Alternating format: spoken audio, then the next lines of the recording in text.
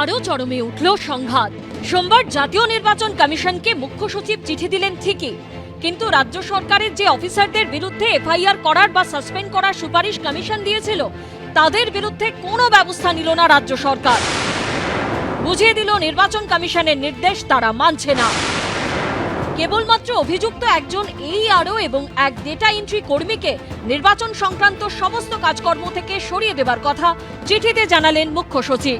বেনিয়মে অভিযুক্ত দুজন WBCS অফিসারের নাম চিঠিতে উল্লেখ করল না সরকার, অর্থাৎ নির্বাচন কমিশনের সঙ্গে সংঘাতে আরও এক ধাপ এগোলো নবান্ন। ইলেকশন কমিশন এবার ডিসাইড করবে যে কি শাস্তি এদের দেওয়া দরকার।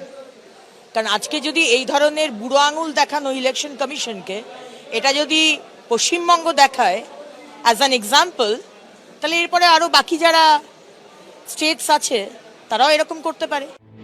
নির্বাচন কমিশনকে দেওয়া চিঠিতে মুখ্য সচিব লিখলেন, নির্বাচন কমিশনের চিঠি পাওয়ার পর এই বিষয়টি নিয়ে একটা অভ্যন্তরীণ তদন্ত এবং এখনকার প্রক্রিয়া খতিয়ে দেখার কাজ শুরু হয়েছে।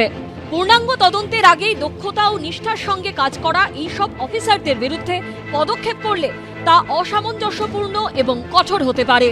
এর ফলে শুধু এদেরই নয়, ভোটের কাজের দায়িত্বে থাকা অন্য অফিসারদেরও মনোবল ভেঙে যাবে।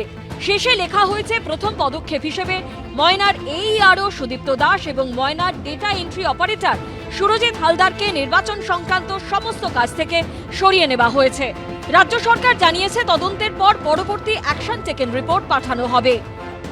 যখন নির্বাচনী আচরণবিধি চালু হয়নি, লাগু হয়নি, তার অনেক দেরি আছে, তখন থেকে নির্বাচন কমিশন একে সরাও, ওকে এই করো, তাকে তাই করো, এগুলো বলতে পারে না। নির্বাচন কমিশন যে 4 অফিসারকে সাসপেন্ড করার সুপারিশ করেছিল তারা হলেন বারুইপুর পূর্ব বিধানসভা কেন্দ্রের ERO দেবোত্তম দত্ত চৌধুরী, সহকারী ERO তথাগত মণ্ডল, ময়না বিধানসভা কেন্দ্রের ERO বিপ্লব সরকার ও AERO সুদীপ্ত দাস। এই 4 জন আধিকারিক ছাড়াও casual data entry operator Surajit হালদারের বিরুদ্ধেও এফআইআর দায়ের করার সুপারিশ করেছিল কমিশন, কিন্তু তা মানল না রাজ্য সরকার।